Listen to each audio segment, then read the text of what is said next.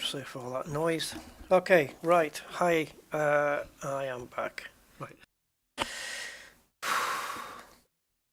Hey, Meta.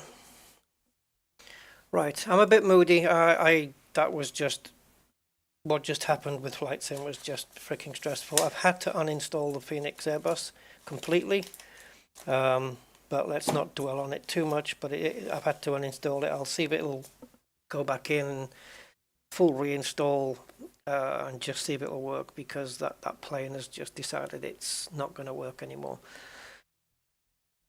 So I'm on edge and I need to de-stress, and this is what I'm doing. It's my only way I'm going to de-stress, and this is how it's going to be. It might stress me out, don't care. The mood I'm in right now, I'm not going to lie, anything can stress me out right now. But like losing here, for example, on a stupid shot. But let's go with it. Let's go with it and just play around. I'm going to pick somebody in the 70 range here.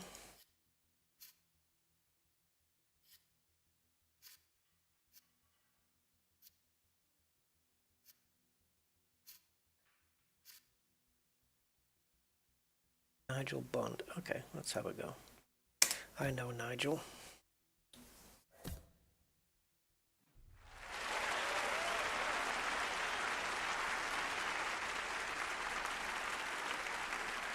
This is a bit of a come down from a full-on, full-blown, pure, hardcore simulator. Ronnie O'Sullivan to break. Flight simulator, I should say, with a study-level aircraft to Snooker. But it is life. So I think I might have worked out something on the brake here. So if I go, is it there? Can't remember if it's the fan just before the pocket or just after. I think it's just before. Something like that. Stick with 50. I think, don't hit the brown. Okay, need to adjust it a little. Wow.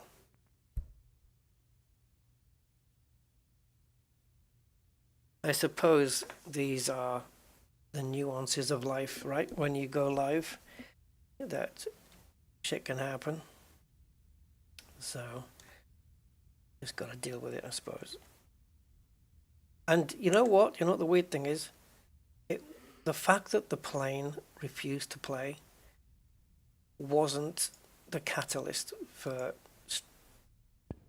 me just abruptly ending the stream. That wasn't what did it. One. So I apologize for ending that stream so abruptly, but I was in no mood. And I will make no more references to it now.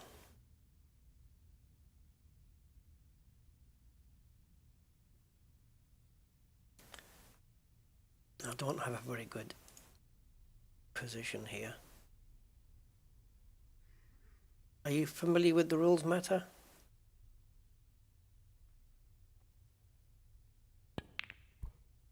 Oh, great. Great. I'm just giving him the frame. How the hell Ronnie O'Sullivan did that miss?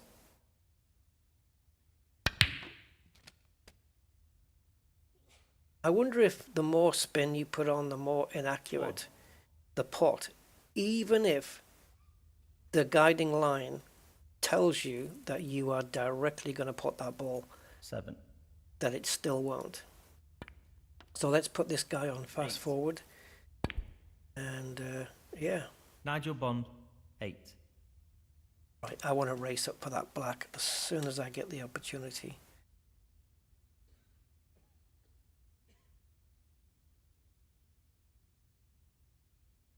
Thing is, I know a dead cert pot when I see one, and when it misses, it doesn't compute in my head.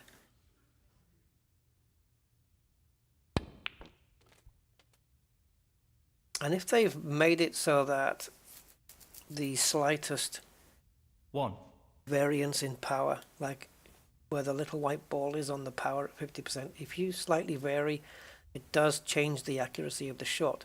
But if they've made it so sensitive that it will miss just with like a millimeter difference, that's a bit heavy.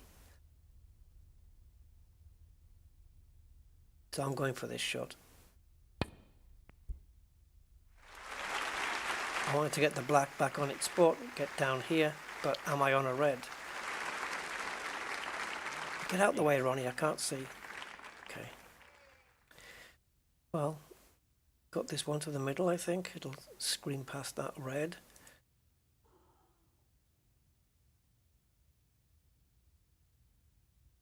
If we snick into the yellow here, it's going to send the white towards that middle pocket, which is risky. If I hit it full ball, I'll at least be on it, or maybe the blue. Let's go. So the blue is still doable, but nice. The yellow would be, potting the yellow, it's the lowest value ball on the table, but it does get it out of the way. And, well, if it gets its position on the next red, which is unlikely. I press Shift and Alt to try and bring the cue ball spin into play, and the actual button is Control. Isn't that weird?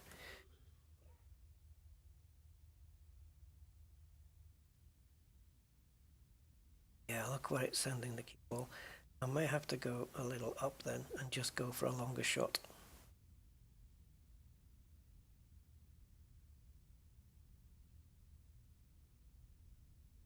Yeah, I'll have to take a chance here.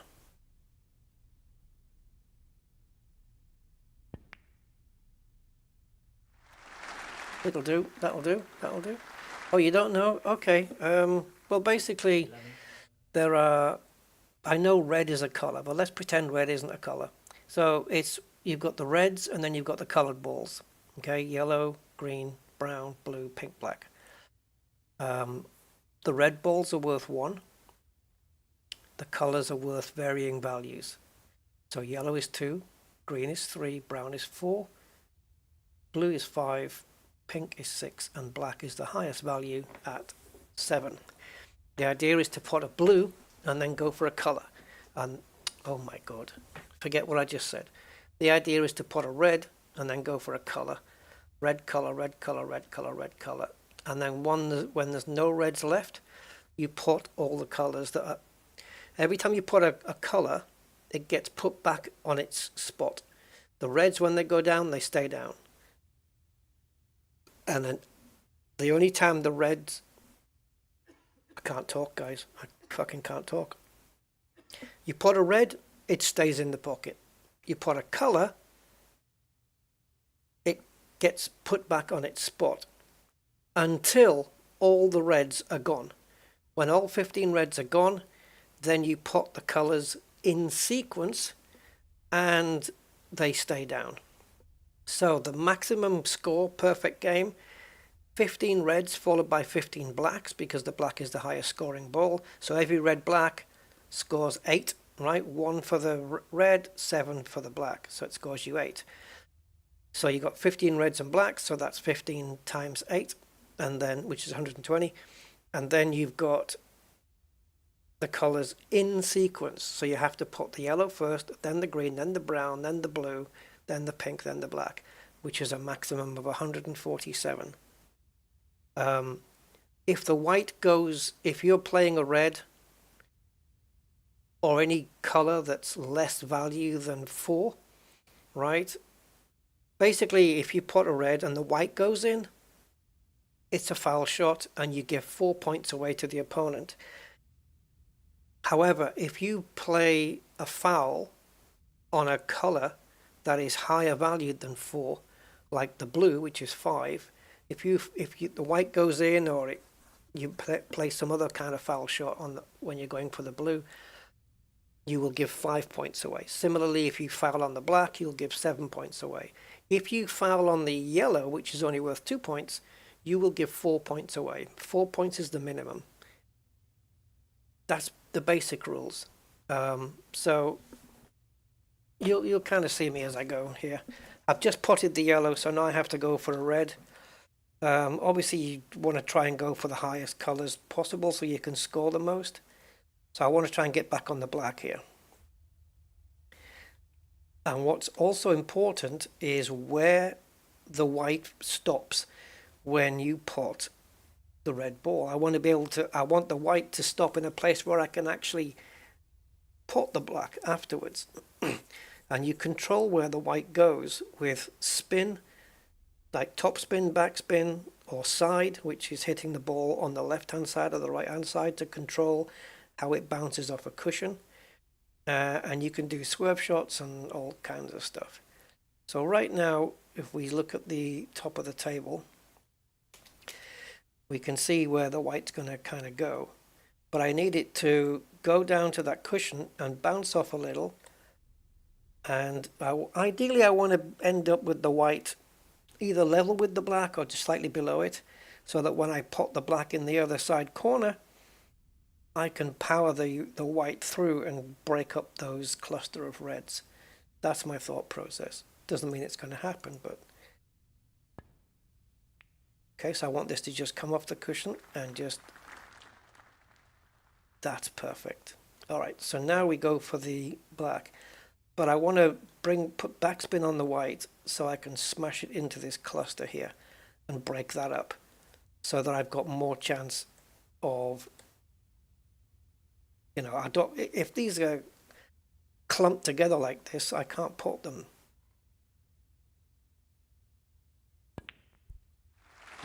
But I also want to make sure that when I do break them up, I'm still on a red. 19. Okay, so I hope that's helped a little.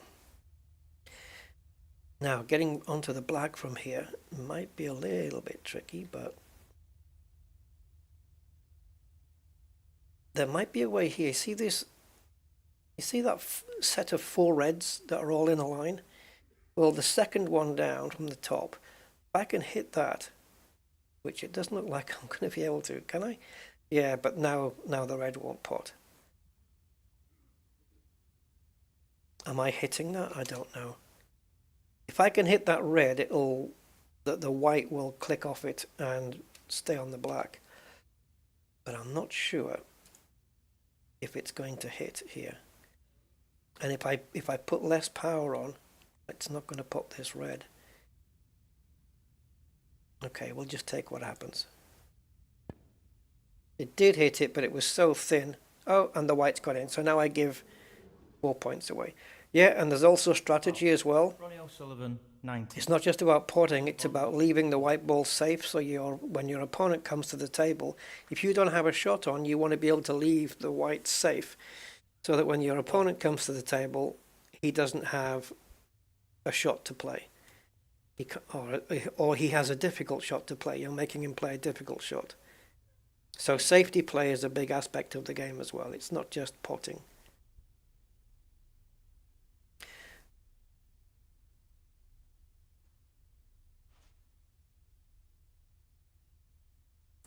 Right, so again, the natural angle here is for the white to just bounce off that cushion, but I want to control how much bounce there is.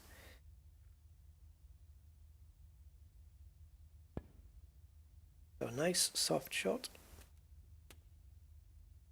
Now, we have in the middle of the table, you see 4 reds.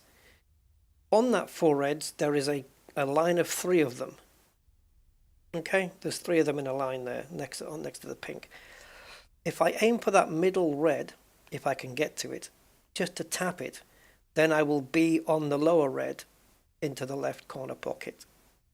Okay? Positioning the white ball is a skill unto itself. Now, I'm not sure if I can get this back. There we go. But you don't want to put too much strength into this either. So you have to balance the strength with with the backspin here. I want to hit this full ball. That'll send this one out to the table a little bit, but it's going to leave me to put that other one. I might be hitting this a bit hard though. Oh, you see? It hit the wrong ball, and that's because of the inaccuracy of the aiming aid in the game. It didn't send the white where it told me it was going to send it. So the game has essentially screwed me over here, which is a little bit harsh. Almost cheaty, I would say. That aiming aid should be accurate at all times. I know it's just an aid, it's not like a this is where it's going to go, but some games do it that way, where, you know, wherever the line points, that's definitely where your white's going to go. It seems they don't want to do that here. See, again, we've touched on the pink there, and 9. which looks orange, which was not the way it's supposed to be played, but there you go. Right, so we're on a color. We can put the pink into this corner, I think. And that ball that's on the cushion, I wonder if we can hit that. This is a risky pink though. But I want to bounce this white off the cushion and maybe release that ball. The whole shot's a risky one. Oh, I missed the red. Okay. We've got a decent set of reds left still, so we naturally would more likely be on one. So I think I am going to take this and send the white over to the other side of the table with some topspin to hopefully be on the black and into the same pocket.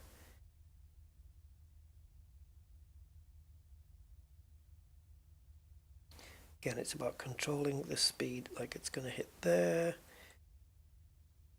and you have to have enough power that there's going to be enough to send the white back the other way.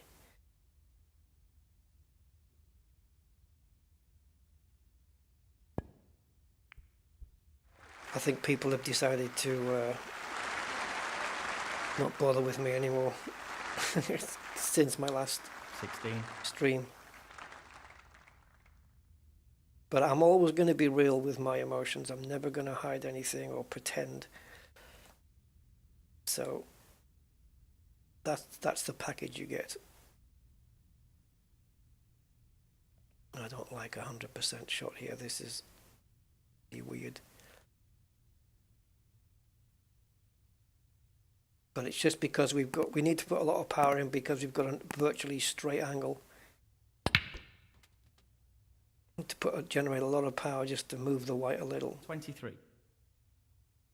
So this was my intended next shot. You could use it to get the green out because we might need that later. But if the opponent comes to the table, you kind of want to leave the difficult balls in place so that he can't clear up, or it makes it harder for him to clear up. So if I'm confident that I can clear up, then I'll release this green. I mean, you're right. There is a lot of things to think about. So releasing the green will also get me position on the blue. Okay, kind of just moved it towards the pocket really. But we do have the blue still on, and then we may have a natural angle to split the red and pink away. Well, it's not a natural angle, we'll just have to create one. So if we go there, just hope that this line is accurate.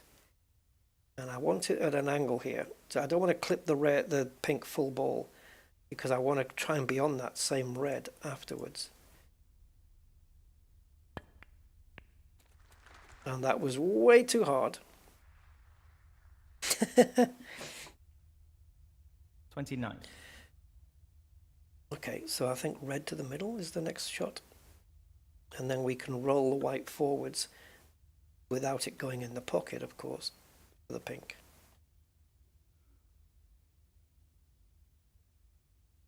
But we still need an angle on that pink. We can't have a straight shot. Just roll the white forward with a bit of topspin.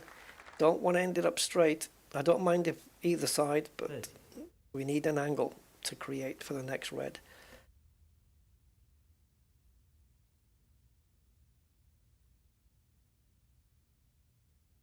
I think once you've got your potting sussed out, the rest is just trying to concentrate on strategies and stuff like that. Now I've left myself a particularly tough one. 36. That's taking this all the way up here. Not going to bother too much about position for a color because they're everywhere.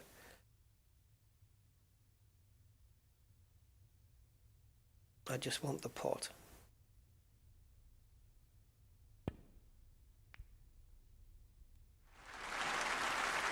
This is a fast table.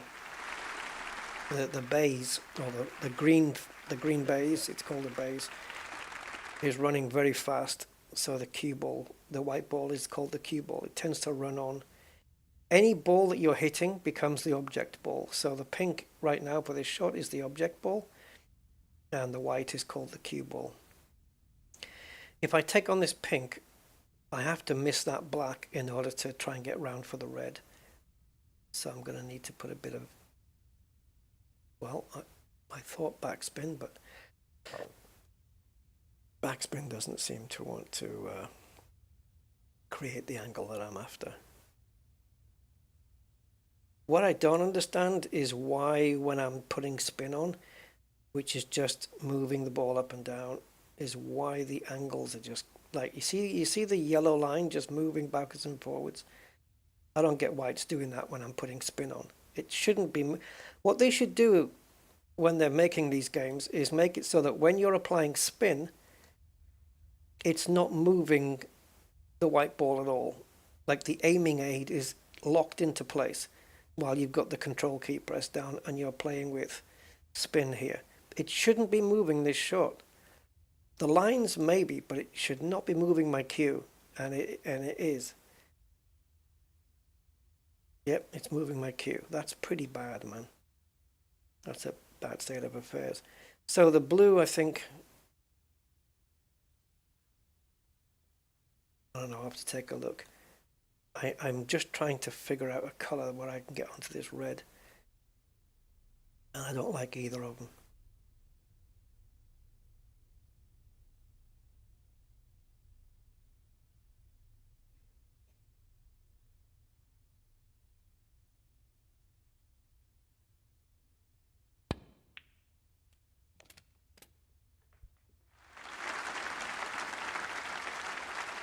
Okay, we're on it, but it's 42. lucky more than anything. I wanted to just bounce off and come back up and kind of, I can't even point on the fucking screen. I wanted to finish above the red, not below it. But I'll take this shot.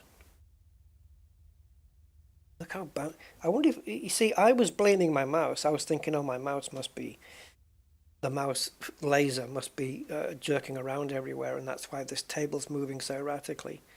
But it actually isn't. It's the mouse. It's not the mouse. It's the game.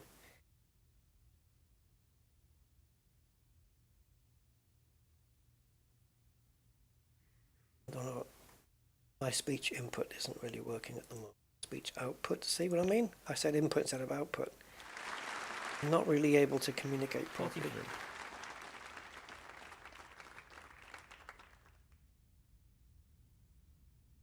Okay. Now we need to get up for yellow. Just going to play the shot plain. And that's what you get when you do that. You mess up. 50.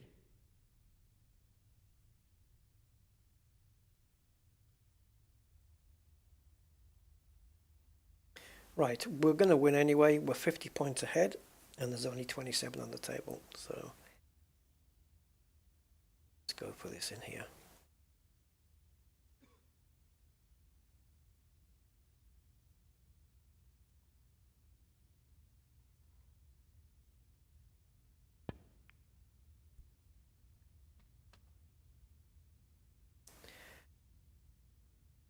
bit further would have 52. been nice.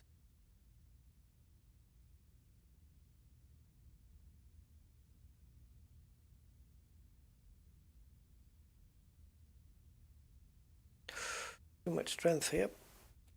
Yep.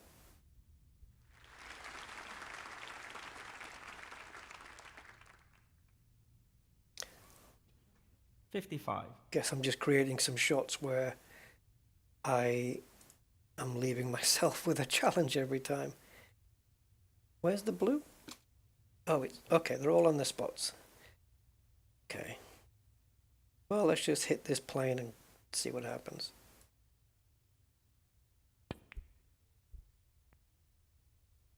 Is it safe enough? Yeah, it is. But he's going to quit anyway because I've won. Ronnie O'Sullivan, 55. Frame conceded.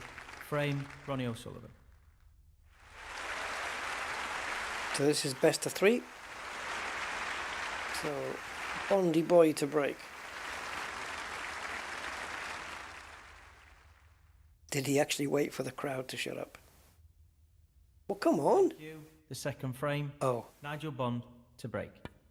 he's been waiting there a while. Oh, that was a bad break. He hit the blue. He's left me with this red on. I can maybe tickle into the pack a little, but I want to try and be on the black.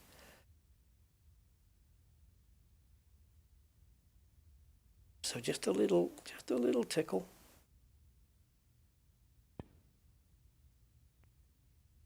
Oh, have I come too far for the black? Eee, I did. 1.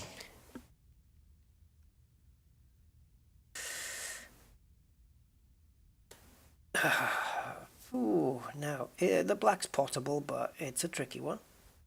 I'm gonna lie, but it would yield some nice results if I got it. This is freaking tricky.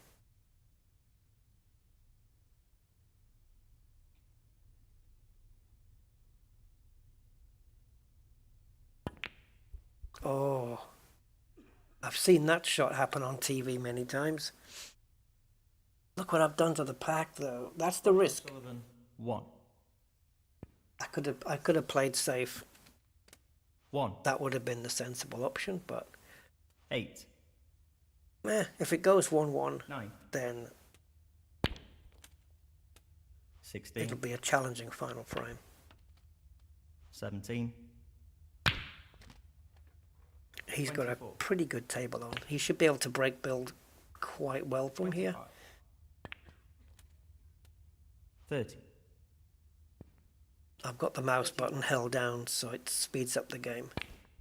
So we're not waiting too long. 38. 39. 44. 45. 52. If he gets 70 or over, we're done for. Ooh, Nigel Bond, 50. well, 52 behind, 75 points on the table. That 75 points assumes red, black, red, black, red, black.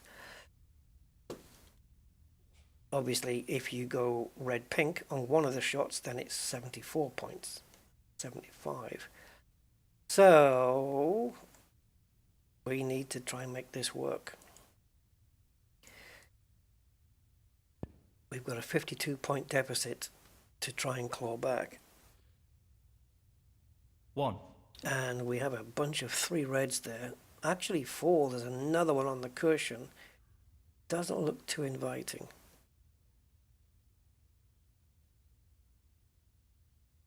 I don't know if I can do much about them at the moment.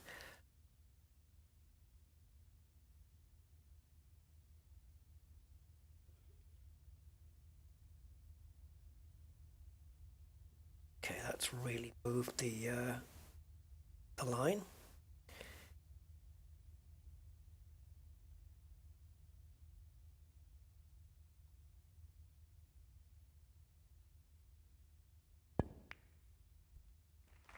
Can't afford to miss here, really. It's working out now how to get these remaining reds. It's going to be a little bit tricky.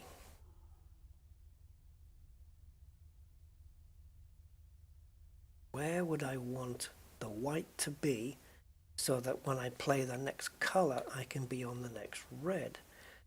Well, I know where I'd like the white to be, but getting it there is another matter.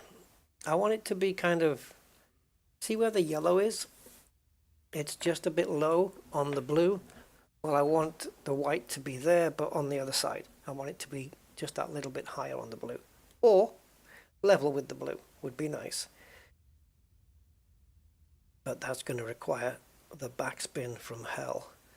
And where that takes me.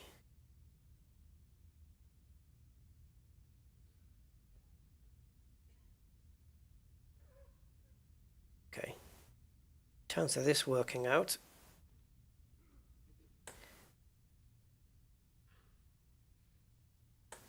Oh, I just can't get where I want it to be.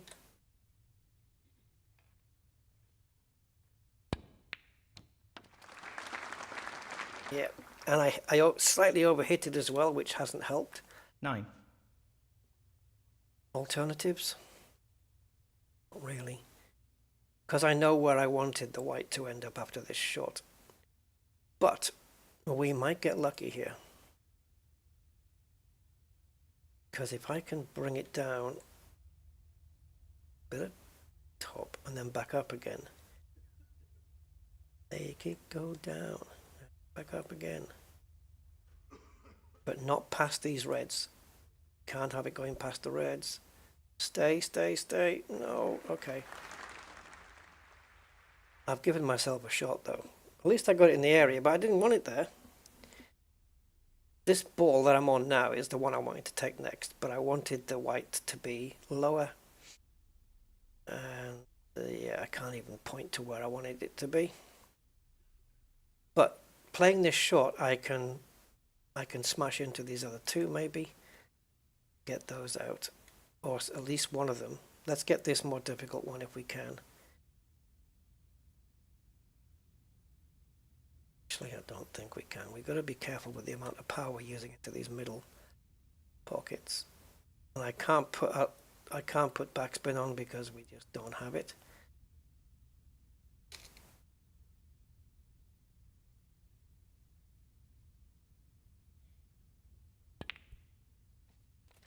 Didn't even hit that ball at all. It just hit the other one. It's ridiculous. And now it's left us with nothing.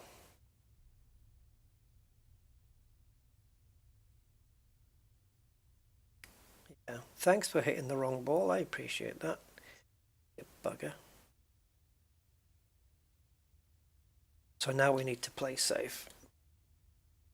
And not give this guy a shot.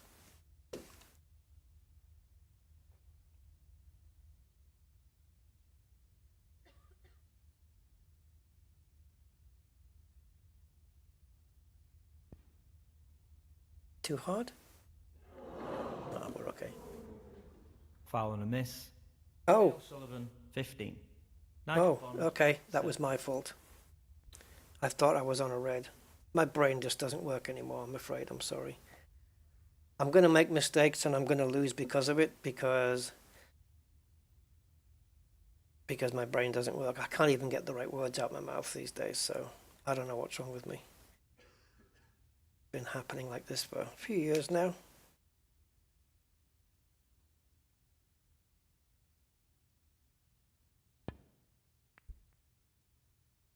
And that's how we lose.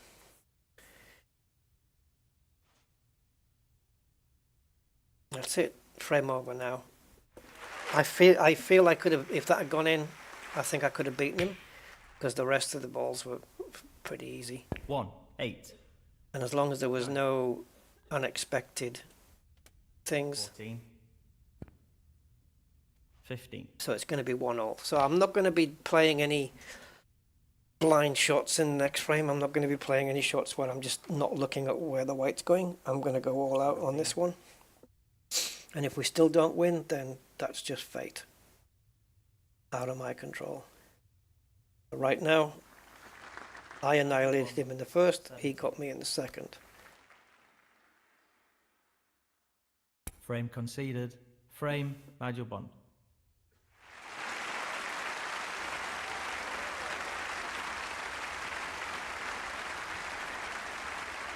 What I need to do is pay attention to what colour the aiming aid is as well. Thank you. The third frame, Ronnie O'Sullivan to break.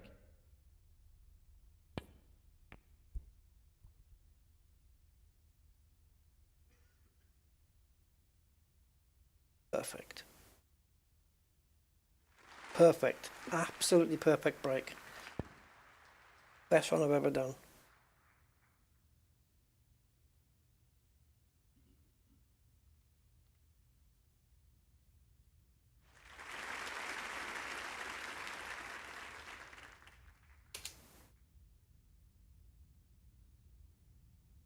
It's really awkward pressing the backspace to go back when to do so on a mouse would be a lot easier.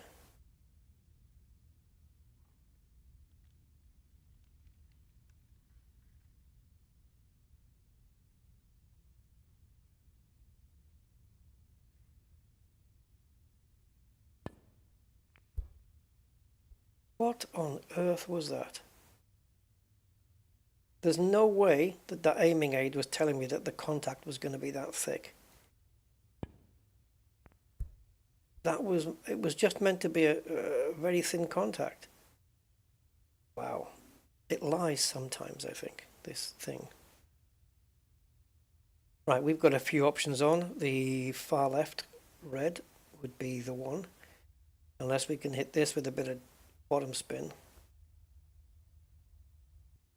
Because this one will give me a better angle, I think, than this one. This one,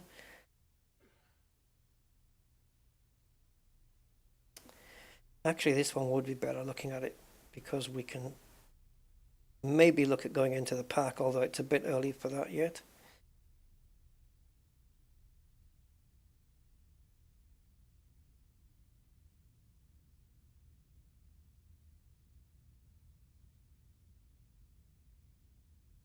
See, I have to make an adjustment in this view, which means I have to go back here now. That looks way out.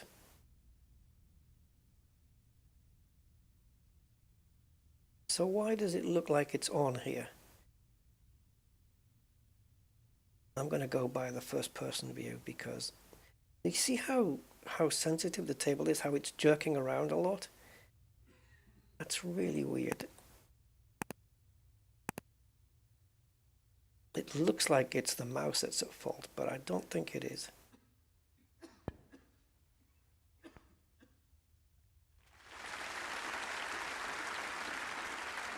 One.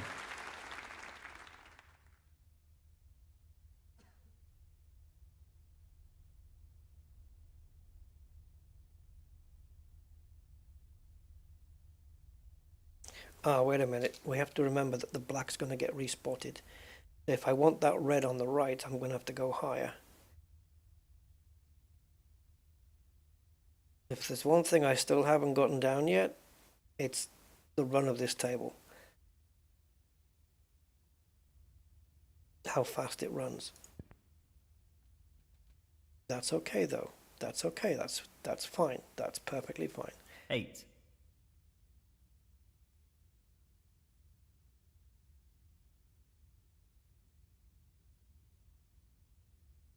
We've already had one maximum break in this.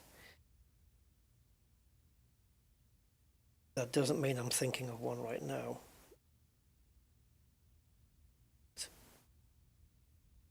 One red, one black does not a maximum make.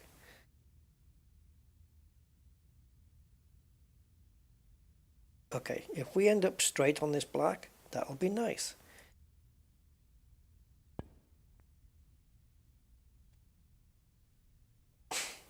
Nine. I didn't mean straight as in white, black, pocket straight. I meant straight as in horizontal to the table straight. We do have a little bit of an angle. And maybe just tickle into a few reds to boost up some power here. If I can just get in there and just tickle a few more open, it's a little bit of a risk because we do have open reds and I might not end up on one, but I'll take the chance. And it doesn't always work out, as you can see. We don't have a shot now. I mean, I could play a plant here, but that would be optimistic. But it will send the white up the other end of the table.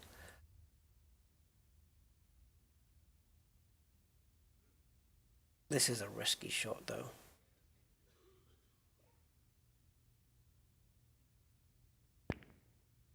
Oh, so close. And the white didn't move.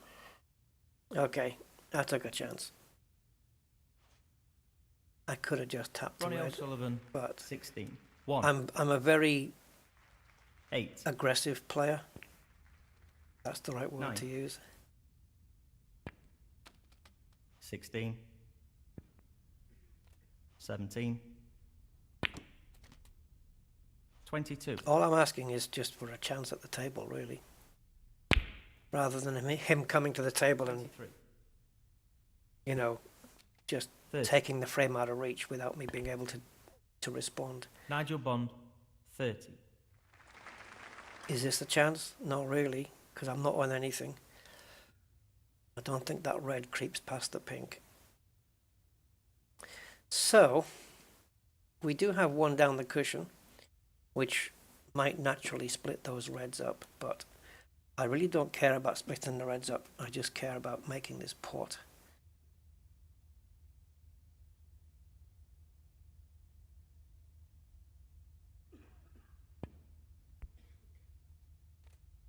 Oh, fudge. I thought that was in. 1. Now the black is obviously blocked to the corner pocket, so we can take a difficult pink. We can take perhaps an easier brown, which will bring the black back. Black? Why did I mention black? Because I'm stupid. Which will bring the cue ball back down the table. And I am leaning towards that shot because definitely feels more favorable to me. I don't have a lot of control over what the white's going to do here. Oh, I don't trust this.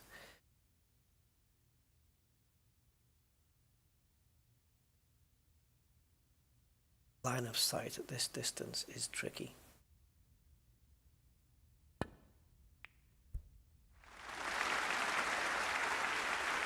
Are we on this lower red? Wow. 5. It's not perfect to get on the black, but because of the angle, it's just a little bit too much. Unless we can just snick it in. Let's see where it puts the white. And you see how fast this table runs? It's ridiculous. It's so fast. 6. And they don't have an option to change the table speed either, which I've never seen that not be there in a snooker game. Even the one on my phone has it. Not happy with this. Okay, happier. Into the reds. Oh. 12. I still want those two splitting up next to the pink, though. I can't get them. Right. Normally, we should be able to just trickle this one in and keep the white kind of there. But on this table, with the speed it has,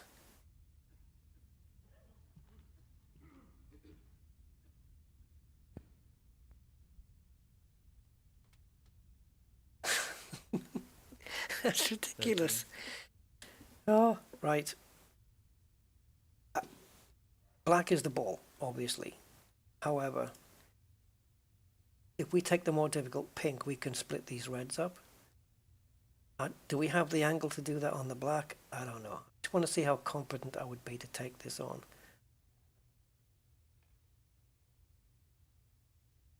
it would definitely, we'd put topspin on this and definitely split those reds. Interesting. And yet, if we were to go for this, well, wouldn't get that split that we want. We'd still be on a red. Hopefully that one next to the blue down into this bottom left corner, which could create an angle to split the reds. But that's in the air. The reason I come down like this and go back up is I'm trying to work out how much power is getting the cue ball to the cushion and then how much extra to bounce off, and I'm trying in my head to work out where the cue ball's going to end up. But what I'm failing to account for is how fast this freaking table's moving.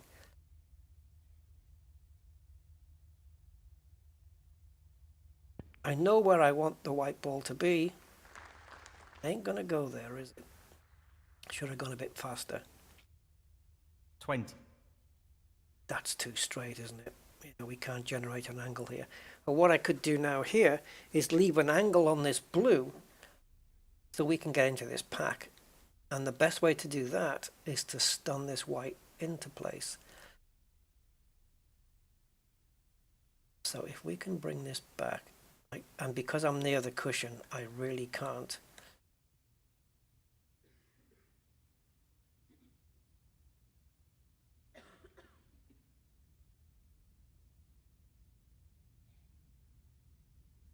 Okay, go. 21. All right, we stunned it in place. Now, do we have the angle to split these reds up? Do.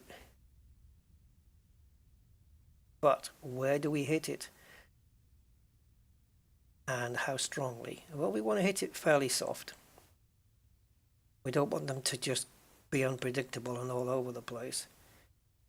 And I also want some backspin and hope that this white line is accurate. I'm kind of depending on it.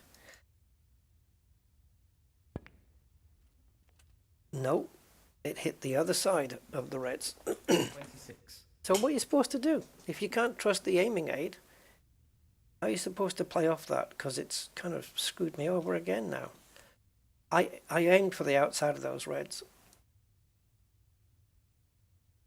I don't know. Sometimes the white ball follows the white line and sometimes it doesn't. It's a hit and miss affair right now. I don't want to hit that red.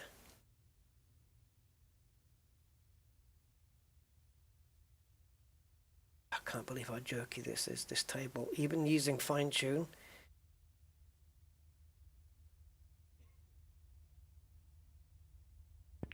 Please don't go in. Why are you hitting that red? I deliberately aimed so it wouldn't do that. 27. Okay, safety shot on now. Brown would be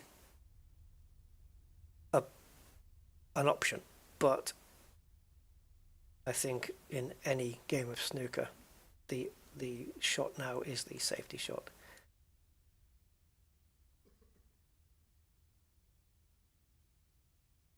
This is going to be difficult judging this, but okay. Yeah. Ronnie O'Sullivan, 27. I wonder if the AI are going to always be able to get out of snookers.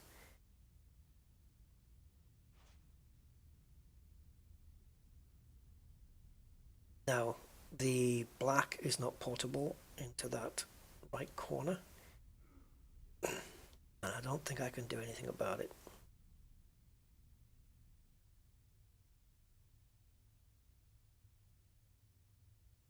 So maybe we need to be up in the bulk colors. Oh, Rusty, that was way too much strength. I didn't set my strength to what I wanted it. All right. So at the top you have a chalked line with a semicircle. That's called the bulk area. And the bulk colors, of course, would be yellow, green, brown. Okay, so the plot should be fairly easy. Should I have not jinxed it?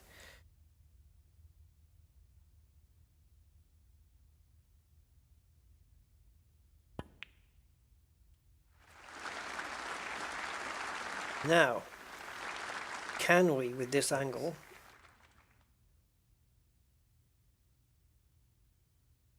yeah, we could have done with a bit of a different one, couldn't we? I want to try and just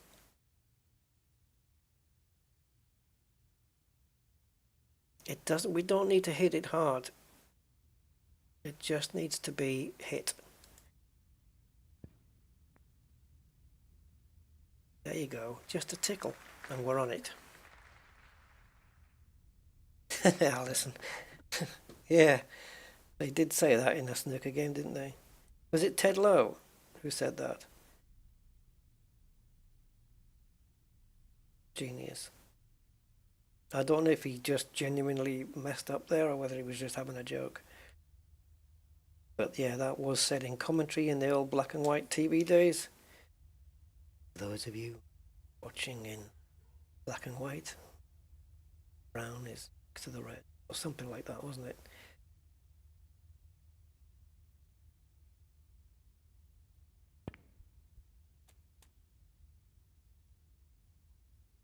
Wasn't the commentator guy called Whispering Ted Lowe or something like that? Because he didn't actually whisper, but he just had a really low voice. Like, well, comes to the table, he's got a difficult shot on. Sure, but if he can get up for the green, that would be great.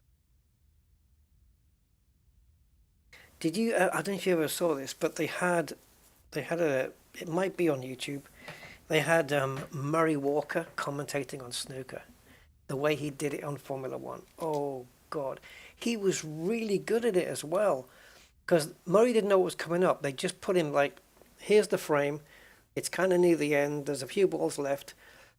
Just commentate from this point. And Murray hadn't seen the footage before, and they just played it. And Murray commentates standing up all the time, and he's going, and is he good? You know, he's got, and Murray's giving it the, and he's going for the green. When's he going to get it in? Oh my God! And then the ball goes in. He goes, it's in. He's got it in, and he's given it all the enthusiasm that he did with Formula One, and it was Murray just was brilliant with it.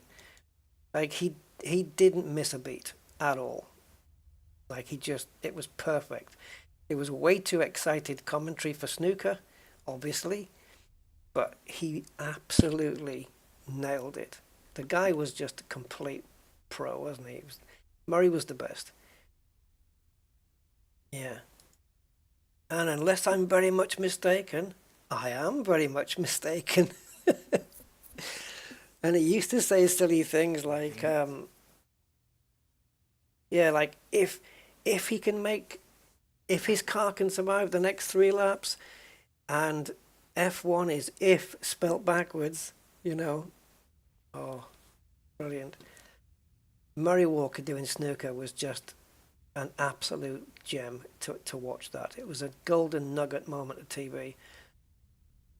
It was on a chat show, I think. I don't know if it was Jonathan Ross or something like that, but hopefully it's on YouTube somewhere, because it should be watched. It was so good.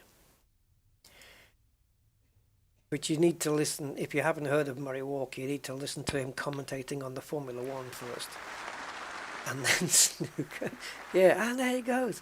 Yeah, he was so energetic about it. Very good. Just to be able to ad lib and just improv just by what you're seeing, you know. Obviously in Formula One he could just do it because that was his thing, and he knew so many facts, figures off the top of his head. Obviously he knew the rules of snooker, but when the ball went in, I think I remember Murray going, he's got it 18. Oh, classic moment. Absolutely brilliant. Yeah, Murray did motorbikes and all sorts of stuff back in the day. Yeah, he had a resume that was huge.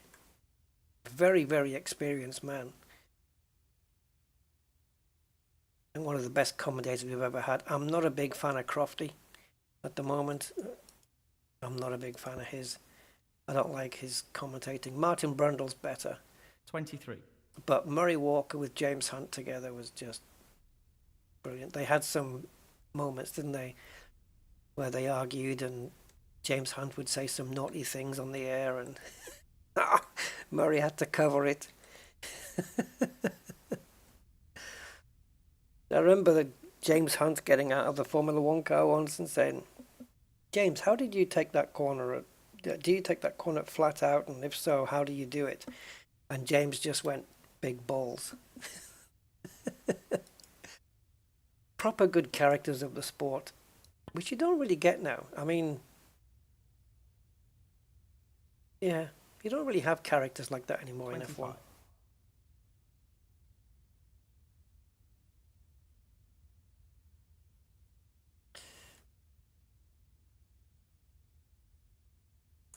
By the way, we've won this because I am now 38 points ahead and there is not 38 points on the table. So this game is already done and dusted, so we can have some fun.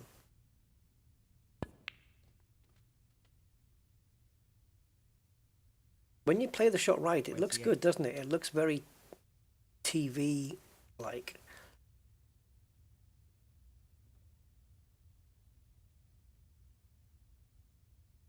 I mean, look at that angle with a depth of field as well. It's very good.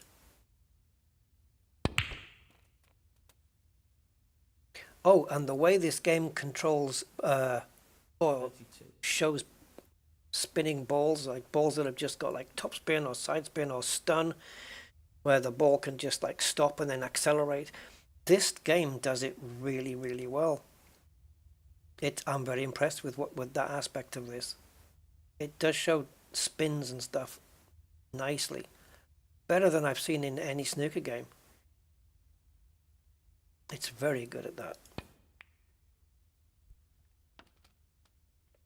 Just the aiming aid needs to be, I don't know.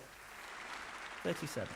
I don't know how it works. I'll have to look at some tutorials, but it might be to do like the aiming aid is just it is just that it's an aid, and it might be that it becomes where the white won't follow the white line if you don't nail the strengthometer. I'm not really sure. Like if you don't hit it exactly on the ball, ooh, like I did there, that's it. Match over. Done and dusted. Really? They say that. Well, I say that a lot. I've been saying that for years. Frame conceded. Done and dusted. And match, Ronnie O'Sullivan. Mind you, there's a lot of dust in Australia, so. And I don't mean in houses, I mean like, you know, the land. Yay, we won. My name is Bond. Nigel Bond. That doesn't quite work, does it? All right. Should I play as somebody else? I've always played Ronnie. I've always been playing as Ronnie. Who's in the... Oh, this is... Aiming aid, we want amateur because that's what I am. Is Stephen Hendry still here? Or Steve Davis? I have met Jimmy White. I've met Steve Davis.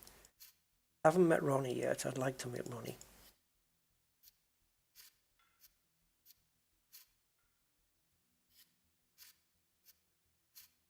He's threatening to quit now, Ronnie's saying if he doesn't get a deal or something. I don't know what it is. Something to do with a tour coming up. He might walk away. Now Ronnie's got like... He is a flawed man, but he's a flawed genius, to be fair, because you get a lot of that though. A lot of geniuses at their stuff have character flaws. Like everybody else, I suppose. Oh yeah, look at best be this guy. The Force. Yeah. But regardless of his faults and his manner and stuff, whatever, There's no debate about who the best snooker player ever is. In my book, there's debate's not even there. There's been some great players. Ronnie says differently though. Ronnie says that he thinks he's maybe, if he can be placed, he'll be third behind Hendry and Davis, because they achieved their titles in a shorter space of time than what he did. Which is one way to look at it, but I don't see it that way. I mean, it's true, but if you're going to establish the GOAT, it's not really about how quick did I get my 6 or 7 world titles. It's about how good am I when I get to that table? How good am I at the shots? How good am I at the safety game? You know, and pulling out clever shots to try and win the game, coming back from the edge of defeat in a frame to win, needing you need a snooker and you get it and you win. And Ronnie's done all of that. I think when it comes to just being at the table and just playing proper match snooker, Ronnie's just on a different level to a lot of them. When he's on his day, he has to be on his day. Yeah, if he's coming with that mood like, you're not going to beat me today, then they won't. He becomes kind of unbeatable in almost. Then there was a season where Ronnie was playing this match, and he was winning the frames and the matches, and the commentators actually referred to him and just said, look, the way Ronnie's playing now, he's literally unbeatable. He can't be beaten. Like, he would just walk into a match and he was going to win it because he just had that. He was in that zone, he was in that mood, and that was it. And nobody was going to beat him. And that's how it worked out. I think he won the tournament. James Wattenaar. I've not heard that name for ages. Is he still playing? Haha, how cool. 1989, yeah. He's been around for a while. James Wattenaar, he's ranked 108th. Come on. If I play him, we'll get him up the rankings. Let's play somebody like 70 something again. I already beat this guy. He beat me before, and I played snooker yesterday, and I played Rory, and I beat him. So I'm happy. I don't need to go back to him for a while. The Swiss Fish. Alexander Ersenbacher. Okay, I've never heard of him. So here's a match I didn't think was going to happen today. James Wattenaar, oh my God. That's a name from the past. Jeez. Steve Davis and Interesting Davis and John Parrott and stuff, they're not here because they're retired now, so they're not in here. Stephen Hendry as well, not in this list. It'd be nice to have had a little bit of, like in the F1 games where you play the current season, but sometimes they have, it's a thing, they've got like the F2 season, or they've got maybe historical F1 cars which you can drive. It'd be nice if they had a thing here where they had older players, like I'm going back to the likes of Joe Davis, who was one of the world's best players, quite easily one of the world's best back in his day. I don't think he would beat current day players. Like, he wouldn't beat Ronnie, he wouldn't be able to beat Stephen Hendry or anything like that, I don't think. Like, Stephen Hendry in his heyday would beat Joe Davis in his heyday, I think. The game was played differently back then, though. It was a whole different way of doing things. But in his day, Joe Davis was like, he was the Ronnie of his day, for sure. All right, we're gonna have to curb this shot. Yeah, Monaco. You don't see much though. You'd have to maybe get somebody with an apartment who's got a balcony. It's bad enough. I've been to Formula One 3 times, twice in Jerez, once in Portugal, and you're sitting in the same place. It's not. It's better. It's better watching it on the telly because you've got the whole views and stuff. But okay, that couldn't be far out. But you're sitting in the same place. All you see is the same car just going round, round in the same corner every time. But it's kind of nice to be there. I was there at one of the infamous races, Jerez '97, where Schumacher tried to take out Villeneuve, and he got disqualified from the entire World Championship. Took all his points away because it was a bit of a dirty move. And again, there you go. What I was saying before about flawed geniuses. Michael was one of the, he was the best of his time. But he had his faults. He didn't always play clean. Senna was the same. Senna was the best of his day. And he had his moments where if he felt he was being hard done by the FIA or by his rivals, he would do things not quite legit.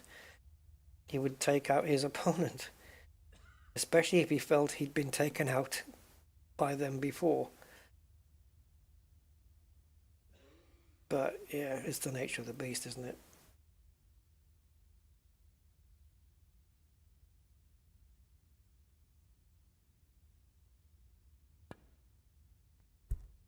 I wonder if the fact that I'm playing a low-ranked player means that my shot accuracy is affected. I don't know. But yeah, Monaco would be, but you'd have to know somebody there and just stay on somebody's balcony that can look over the track. One. It's expensive though. You know that for Monaco, they do the qualifying on the Thursday, and then they have the traffic. I think the traffic goes back on the roads on Friday, and then they do the practice on Thursday, and then they do the qualifying on the Saturday. But before the race, every year before they do the Monaco Grand Prix, they weld down the manhole covers onto the road so that the cars don't suck them up. So when you watch that film, Rush, the racing movie with Sylvester Stallone, and you see them racing Indy cars through the streets, because of course Hollywood, and you see all the manhole covers getting sucked out of the ground, that's real. That would happen. There's so much downforce underneath the car, it would literally suck the manhole cover out of the floor. So that wasn't too inaccurate. One. I don't know if, I think they embellished it though, making them fly into the air, but it's Hollywood, so of course they embellished it. Hollywood has you believe that car tires can screech on grass. and frogs go rivet, rivet.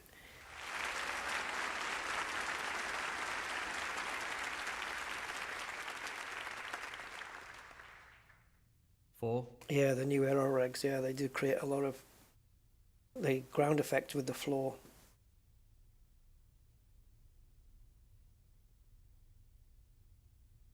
There's a lot of air movement going on underneath the car, and it's very clever stuff.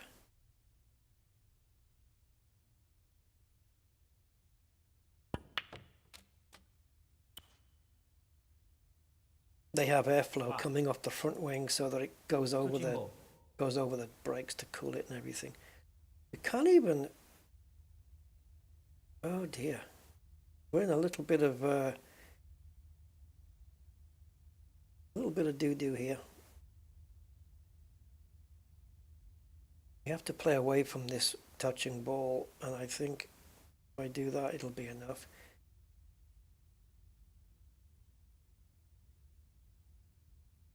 I'm going to have to put some serious side on this white.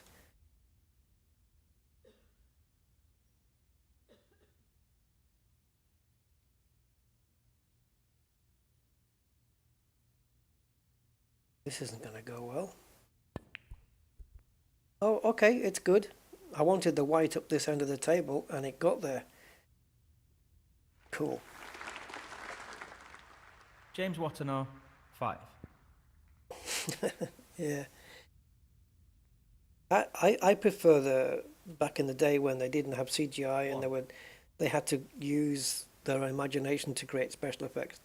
You know, the likes of like the first Star Wars film and Thunderbirds and stuff like that. It wasn't Alexander Ursenbach. with Star Wars, you know, you had like the big Star Destroyers and the TIE Fighters. It was all models. They were all on strings and wires, you know, and it wasn't computer done. They had a massive Millennium Falcon built up. They had a model of the ship, but then they also had a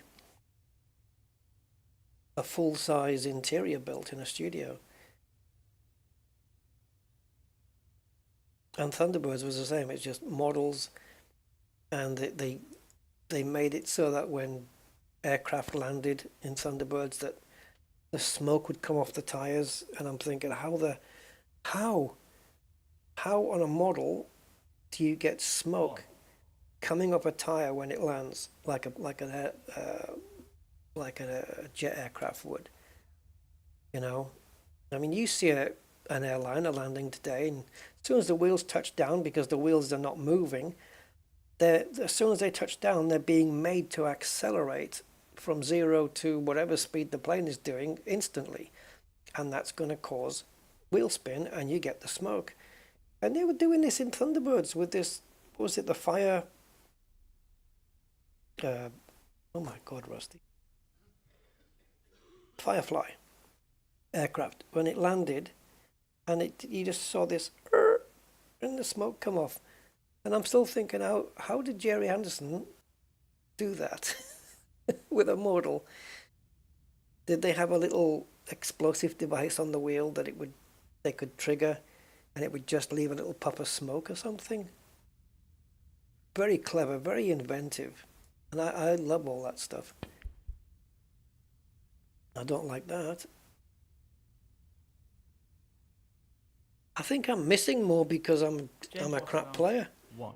Like my character here on the game is a crap player, and he's missing more. That's not fair.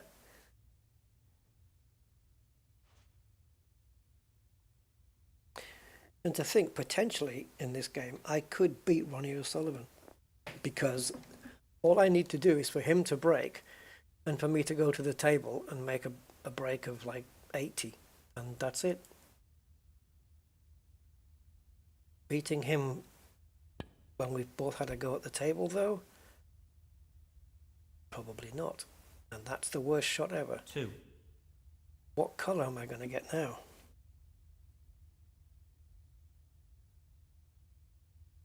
I'm going to nominate the blue, but I don't know if I can.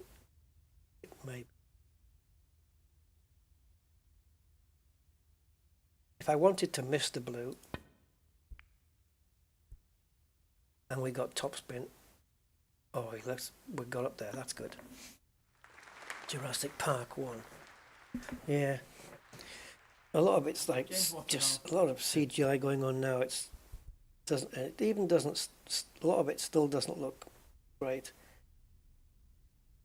And then of course the next evolution from that's going to be AI.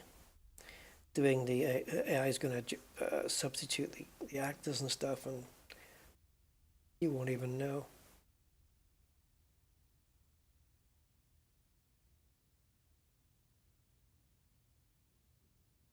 Not really focused on this frame, so I'd better start doing that.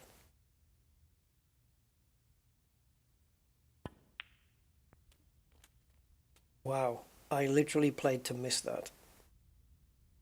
What's happening? Is it that if I take on the role of a worst player, that my shot accuracy is affected? That's unfair.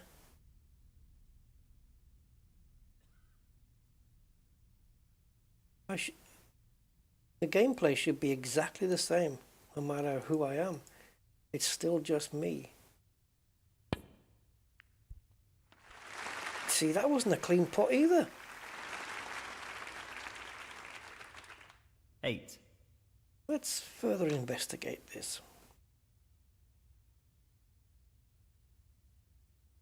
This phenomena.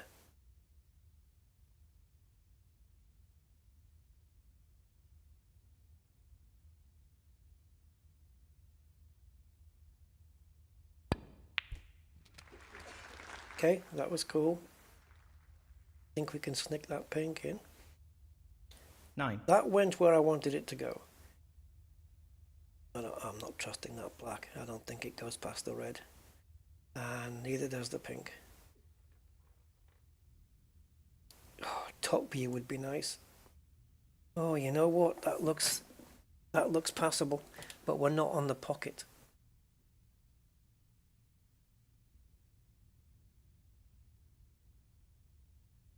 Right, to me that passes. But I need to put spin on the ball.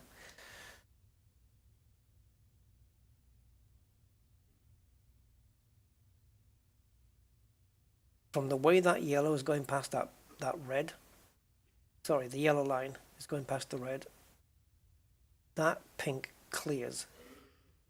If that yellow line is the thickness of the ball, thank you.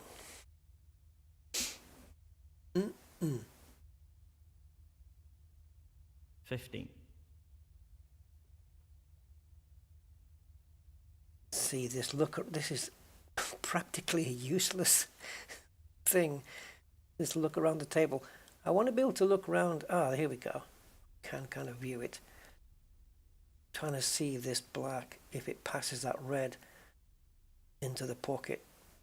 Oh, it's so fine. I mean, it might, but that's a very thin thing. Let's see if we can put this thing to bed for now.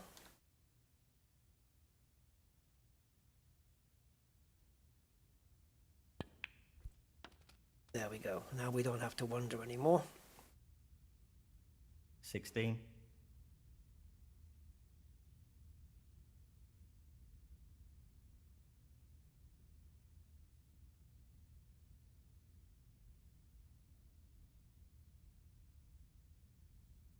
Okay, happy with that.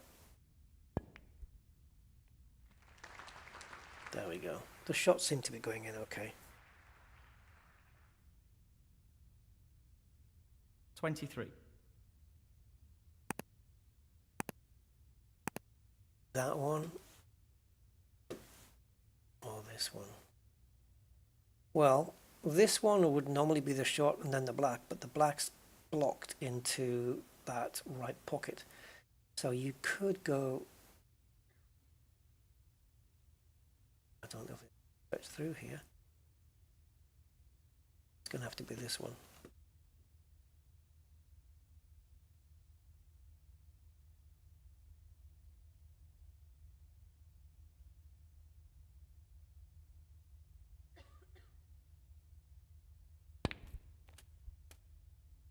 Come on. Oops. Would have been nice if we'd ended up this side of the black. 24.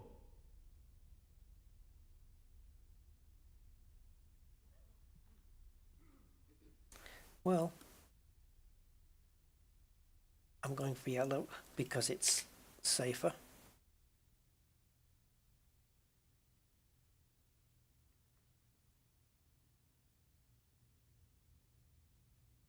This is such a shaky table.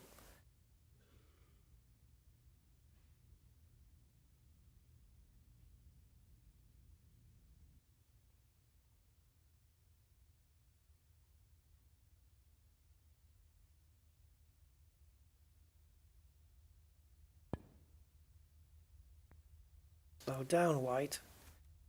Wow. I want it to go like the Coyote and it ends up going like the Roadrunner. 26.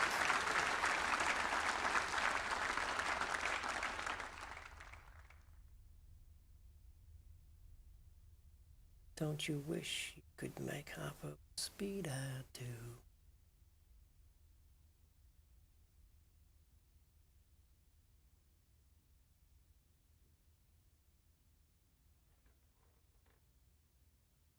77.6 strength. I needed just to stun the white there for the blue, 27. but it required a bit of pace to do it.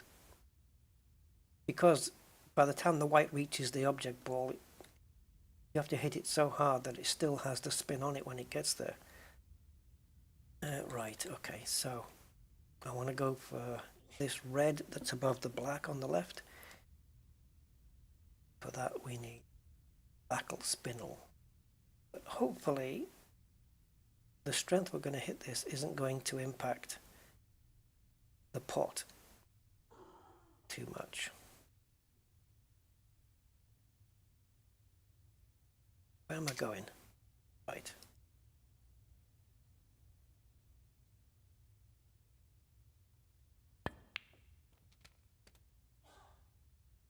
Rolling, rolling. 32. You've ended up a bit short there, buddy. Back up for the blue then, I guess.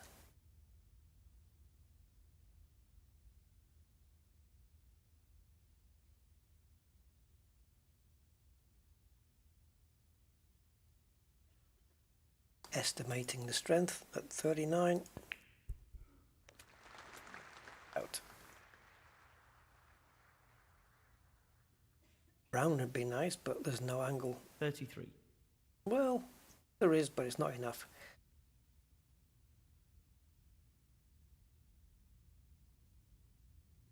Okay, straight down on the blue then.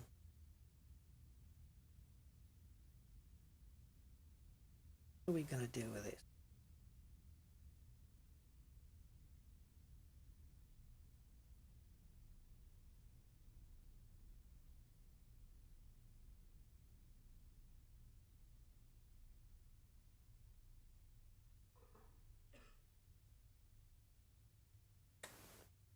I don't trust the white line though. It's a shame. Just snick it. Yeah, but it wasn't supposed to be full ball. I needed it to be on the side, which is exactly where I aimed.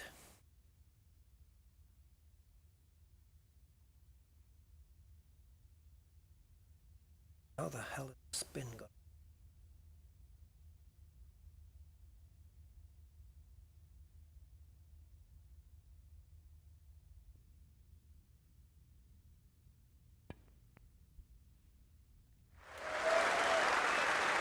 By the sound of the crowd there, we just won the match. Or just won the game anyway. 39. So we are 41 ahead. So, yeah. 27 with all the colours, plus another 8 with red and black. So 35. There's only 35 on the table and we're 41 ahead, so yeah. My opponent needs snookers.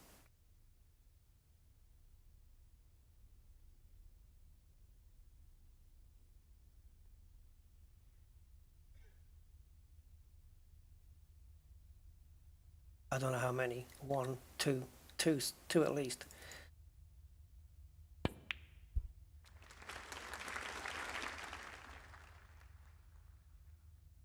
$45.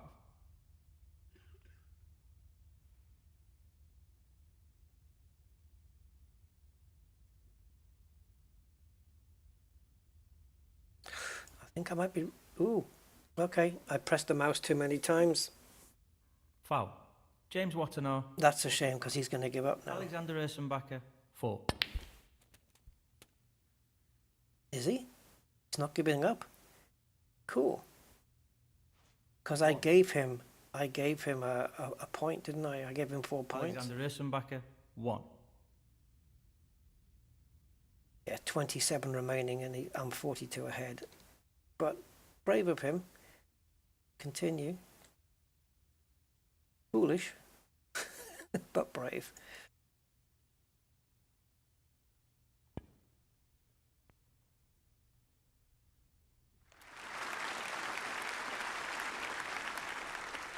Two. I actually didn't think about that very well. It's ended up kind of where I wanted, but I should have played it where the white ended up further down, so I could have gone for the brown. I wasn't thinking. And now I'm kind of in no man's land with this.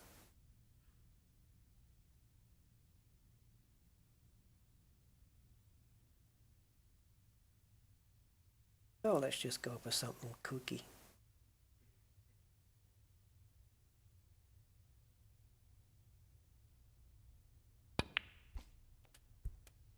I got the right hand spin, but I put but I put too much on.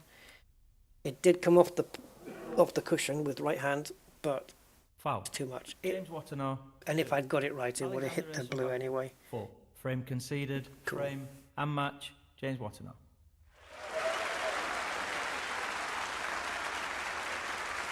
Yay, we won. Got a 45 break in the process.